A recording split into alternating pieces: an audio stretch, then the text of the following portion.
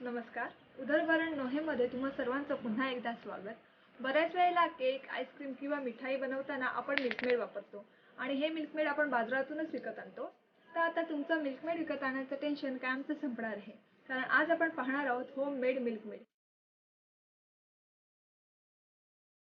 एकदा ही रेसिपी नक्की ट्राय करा आणि रेसिपी आवडली तर उदरभरण नोहेला सबस्क्राईब करायला विसरू नका. मिल्कमेड बनवण्यासाठी मी इथे 200 ग्रॅम साखर घेतली आहे आणि 1 लिटर दूध घेतले.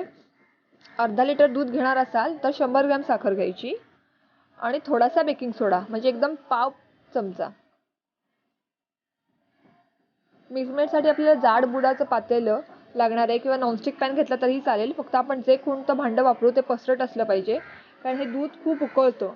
ते उतू जाऊ नये म्हणून आपण थोडा पसरट आणि डीप पॅन घ्यायचा आहे. आपण आधी दुधाला उकळी आणून घेऊया.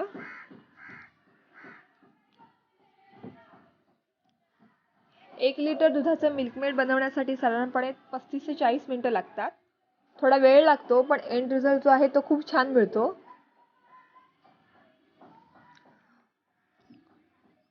दूध थोडं गरम झालं की त्यामध्ये आपण साखर घालूया. मिल्कमेडचा येलोइश कलर जो असतो तो ही साखर कॅरमलाइज झाल्यामुळे येतो, म्हणून आपण साखर सुरुवातीलाच घालायची आणि जशी ती साखर शिजत जाईल दुधाबरोबर तसा त्याचा कलर चेंज होत जाईल. रेसिपी खूप इझी आहे, पदार्थही जास्त नाही लागत. फक्त एकच काम आपल्याला करावं लागतं ते म्हणजे दूध सारखं ढवळत राहावं लागतं. थोडा हातांचा व्यायाम होतो ह्याने. आता दुधाला एक उकळी आली आहे आणि तुम्ही बघू शकता कलरही थोडा चेंज होतोय. आपण दूध सारखं ढवळत राहूया.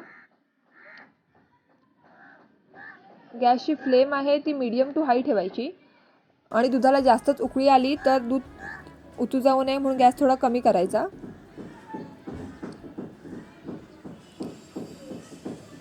आपण दूध ढवळत ठेवूया.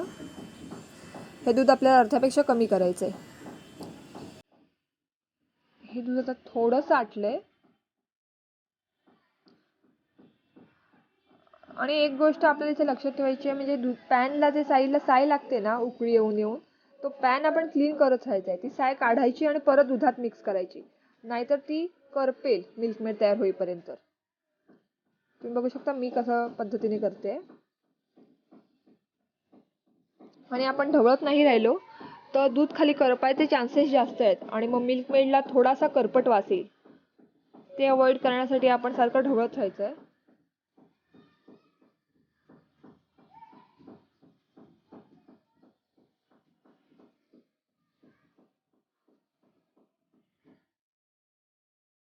आता दुधाला अजून छान कलर आलाय.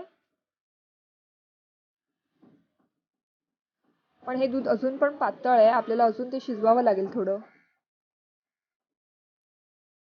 आता दूध जवळजवळ अर्ध आटलेलं आहे.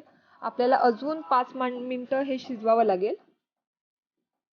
तुम्ही बघू शकता साईडला कुठेही साय लागलेली नाहीये, कारण मी तो पॅन सारखा क्लीन करत राहते.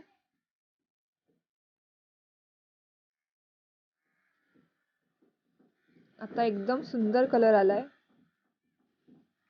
आता आपलं दूध बऱ्यापैकी आटलंय.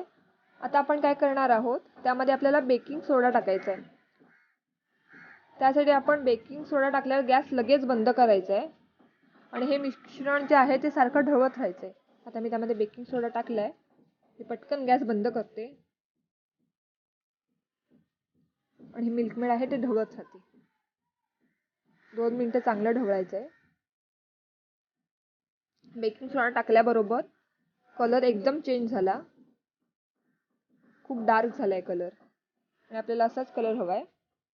ही कन्सिस्टन्सी पण बरोबर आहे. आत्ता जरा हे पातळ वाटतंय मिल्कमेड, पण आपण जेव्हा फ्रीजमध्ये ठेवू तेव्हा अजून जास्त घट्ट होईल.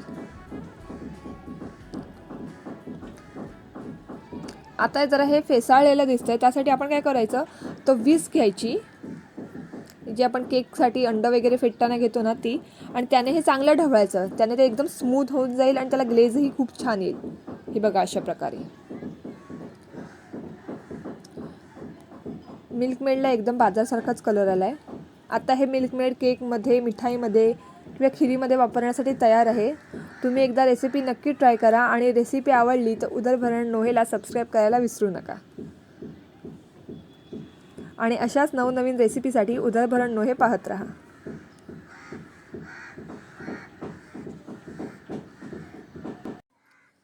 मिल्कमेड बनवण्यासाठी मी इथे 200 ग्रॅम साखर घेतली आहे आणि 1 लिटर दूध घेतले. अर्धा लिटर दूध घेणार असाल तर 100 ग्रॅम